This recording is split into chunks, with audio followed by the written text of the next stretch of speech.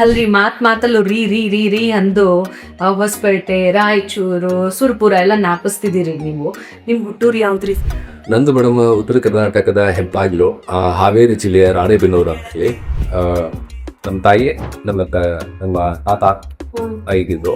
ಆಮೇಲೆ ನಾವು ಅಜ್ಜಿ ತೀರ್ಕೊಂಡಿದ್ದು. ಆಮೇಲೆ ಅಪ್ಪ ಬಂದು ಮಾಮೂಲಿ ಅಮ್ಮನ ಭೇಟಿಗೆ ಡೆಲಿವರಿ ಟೈಮಲ್ಲಿ ತವ್ರ ಮನೆ ಕಳಿಸ್ತಾರಲ್ವ, ನನಗೆ ತವ್ರ ಮನೆ ಕಳಿಸ್ತಾರಲ್ಲ, ಆ ಥರ ನಮ್ಮ ತಾಯಿ ಬಂದಾಗ ಅಮ್ಮ ಡೆಲಿವರಿ ಟೈಮಲ್ಲಿ ತೀರ್ಕೊಂಡ್ರು. ಡೆಲಿವರಿ ಟೈಮಲ್ಲಿ ತೀರ್ಕೊಂಡ್ಮೇಲೆ ನನ್ನ ತಾತನೆಲ್ಲ ಬೆಳೆದಿತ್ತು. ಅಂದ್ರೆ ನನ್ನ ಅಪ್ಪನ ಕಡೆ ಹೋಗ್ಲಿಲ್ಲ, ಅಪ್ಪನ ಕಡೆ ಕಳಿಸ್ಲಿಲ್ಲ. ಅವರು ಇಲ್ಲ, ನನಗೆ ಮಗಳ ನೆನಪಿ ಬೇಕೇ ಬೇಕು ನಮ್ಮ ತಾತ ಅಂತ ಇಟ್ಕೊಂಡ್ರು. ನನ್ನನ್ನು ಹಂಗೆ ಬೆಳೆಸಕ್ಕೆ ಶುರು ಮಾಡಿದ್ರು. ಅಲ್ಲಿಂದ ಮತ್ತೊಂದು 4 ವರ್ಷ 3 ವರ್ಷ ಅಲ್ಲಿದ್ದು ಅಷ್ಟೇ. ಅಲ್ಲಿಂದ ಸೀದಾ ನನ್ನನ್ನು ಆಶ್ರಮಕ್ಕೆ ಸೇರಿಸಿದ್ರು. ಯಾಕೆ? ಆಶ್ರಮ ಅದೇ ತಾಯಿಗೆ ಬೇಕಾದ್ರೆ ನೋಡ್ಕೊಬೇಕು, ನೋಡ್ಕೊಳಕ್ ತಾಯಿ. ಆಮೇಲೆ ಬೇರೆ ಯಾರು ತಗೊಂಡ ಈಗ ಅಂದ್ರೆ ಸಮುದ್ರಕ್ಕೆ ಆಗ್ ಬರಲ್ಲ ಕೆಲವೊಮ್ಮೆ. ಬಿಟ್ಟು